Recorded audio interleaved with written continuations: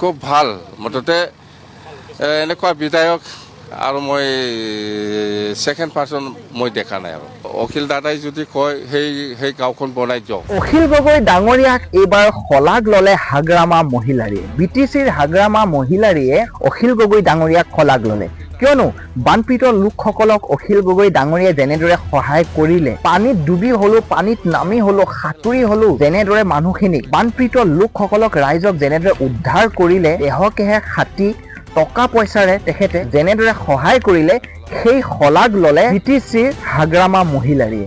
হাগ্ৰামা মহিলাৰীয়ে ইমানখিনিকে ক'লে, যদি অখিলে কয় সেই গাঁওখন বনাই দিবলৈ, কিন্তু সেই গাঁওখনক তেখেতে হাগ্ৰামা মহিলাৰীয়ে ঘৰ সাজি দিম মানে বনাই দিম বুলি ক'লে।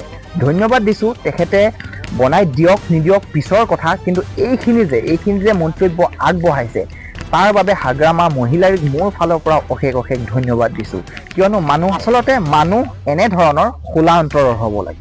তো শুনকচোন যে হাগ্ৰামা মহিলাৰীয়ে অখিল গগৈ ডাঙৰীয়াক শলাগ লৈ আৰু এনেধৰণৰ কি গুৰুত্বপূৰ্ণ মন্তব্য আগবঢ়াইছে, তো আমি ভিডিঅ'টোত শুনো।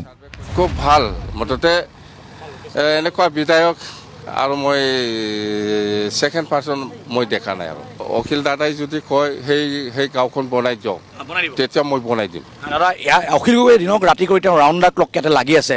একদম অখিল গগৈ দাদাইতো পুৰা লাগি আছে, আমি দেখি আছোঁ শুনি আছোঁ, আৰু আজিও আমাক খুব ভালকৈ ৰিচিভ কৰি পেলাই আমাক অলপ ব্ৰেকফাষ্ট খোৱালে ভালকৈ, আৰু ইয়াৰ পিছত আৰু লাঞ্চো খুৱাব আমাক। খুব ভাল মুঠতে এনেকুৱা বিধায়ক আৰু মই সেকেন্ড পাৰ্সন মই দেখা নাই আৰু।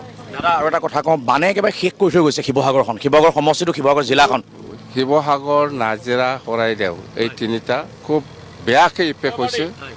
সেইটো ৰিকভাৰ কৰিবৰ কাৰণে সময় ল'ব। মুঠতে আমাৰ দায়িত্ব আছে গভৰ্ণমেণ্ট হিচাপে, অসম চৰকাৰ হিচাপে হওক বা গভৰ্ণমেণ্ট অফ ইণ্ডিয়া হিচাপে হওক, ইহঁতৰ ছেটেলমেণ্টৰ কাৰণে কেনেকৈ কৰা যায় অতি সোনকালে ব্যৱস্থা ল'ব লাগে। নিশ্চয় ছাৰ্ভে কৰি আছে, আমিও বিটিচি গভৰ্ণমেণ্টৰ পৰা যিমান পাৰে আমি দায়িত্ব ল'ম।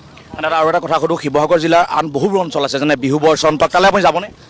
আছে, অখিল দাদাই ক'ত লৈ যায় তাতে আমি যাওঁ। কিছুমান গাঁও আছে একেবাৰে শেষ হৈ গৈছে, এটা ঘৰো নাই, যিটো নেপালী খুঁটি আছে আপোনাৰ।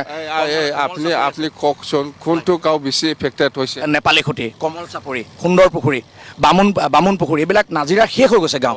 অখিল দাদাই যদি কয় সেই গাঁওখন বনাই দিয়ক তেতিয়া মই বনাই দিম।